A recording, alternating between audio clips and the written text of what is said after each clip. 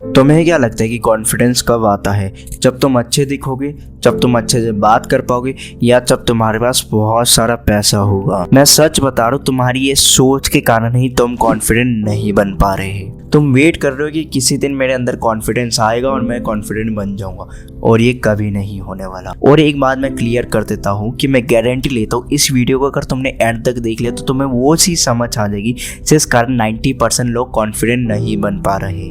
इसलिए 2026 खत्म होने से पहले एक चीज़ तुम जान लो, कॉन्फिडेंस का मतलब ये है कि तुम खुद पे विश्वास करते हो कि हाँ मैं ये काम कर सकता हूँ, हाँ मैं किसी से भी अच्छे से बात कर सकता हूँ। पर सवाल ये है कि ये विश्वास आता कहाँ से है? आज की वीडियो में मैं तुम्हें वो ही बताने वाला हूँ। देखो, तुम्हारे अंदर टैलेंट की कोई कमी नहीं है। प्रॉब्लम ये है कि तुम्हारा सेल्फ बिलीफ काफ़ी वीक है, और जब विश्वास वीक होता है ना, तब बंदा चाह के भी ठीक से बात नहीं कर पाता। दिमाग में सिर्फ एक ही थॉट घूमते रहता है, ये मैं कैसे कर पाऊंगा।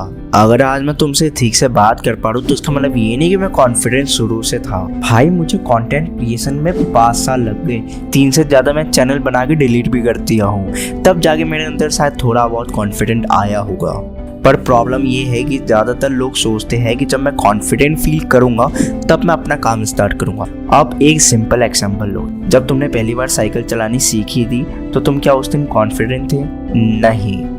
तुम गिरे, फिर उठे, फिर ट्राई किया, और जब बार बार तुमने साइकिल चला ली तब तुम्हें कॉन्फिडेंस आया कि हाँ अब मैं साइकिल चला सकता हूँ। बिल्कुल उसी तरह जब तुम्हारे पास एक्सपीरियंस होता है कि तुम ये काम कर चुके हो, तब तुम्हें कॉन्फिडेंस आता है कि ये मैं वापस कर सकता हूँ। इसलिए याद रखना, कॉन्फिडेंस ना सोचने से आता है, ना प्लानिंग से आता है, और ओवर थिंकिंग से तो बिल्कुल नहीं आता। Part 1, do what you fear. अब ध्यान से सुनो, हर दिन तुम्हें एक ऐसा काम जरूर करना है जिससे तुम डर रहे हो, जिन्हें करने से पहले तुम 10 बार सोचते हो, और यही साइन होता है कि तुम्हें डर लग रहा है। हो सकता है तुम लड़कियों से बात करने में डर लगता हो सकता है कि तुम ग्रुप डिस्कशन में नहीं बोल पाते, या फिर किसी से तुम आई कांटेक्ट नहीं मिला पाते। बस वही काम तुम्हें हर दिन एक बार जरूर करना है। लेकिन क्यों? Part 2, gate experience. अब जब तुम बार बार वही काम करते हो जिससे तुम डर रहे थे, तो वो चीज़ तुम्हारे लिए नॉर्मल होने लगती है। एग्जाम्पल के लिए, अगर तुम्हें लड़कियों से बात करने में डर लगता है और फिर भी तुम 3-4 लड़कियों से कैसे भी करके बात कर लेते हो, तो धीरे धीरे वो चीज़ तुम्हारे लिए नॉर्मल होने लगती है। मेरा मतलब सिंपल है, सोचना बंद करो और एक्शन लेना स्टार्ट करो।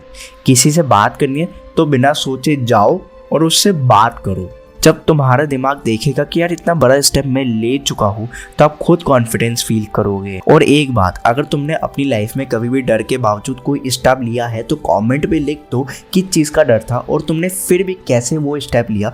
हो सकता है तुम्हारे एक कमेंट से किसी को आज पहला स्टेप लेने की हिम्मत मिले और तुम उनके इंस्पिरेशन बन सको। इसलिए कमेंट पे अपनी स्टोरी सुनाना मत भूलना। Part 3, don't compare with anybody. अब सबसे बड़ा कॉन्फिडेंस किलर सुन लो, कंपैरिजन। जब तुम दूसरों को देख के सोचते हो यार वो कितना स्मार्ट है, यार वो कितना पैसे वाला है, उसी टाइम तुम अपना कॉन्फिडेंस खुद गिरा देते हो। कंपैरिजन बंद करो, बस एक चीज देखो, कल तुम क्या थे और आज तुम क्या बन गए। अगर तुम पहले बात नहीं कर पाते थे और आज तुम ठीक से कम्युनिकेट कर लेते हो, तो भाई यही तुम्हारे लिए कॉन्फिडेंस है।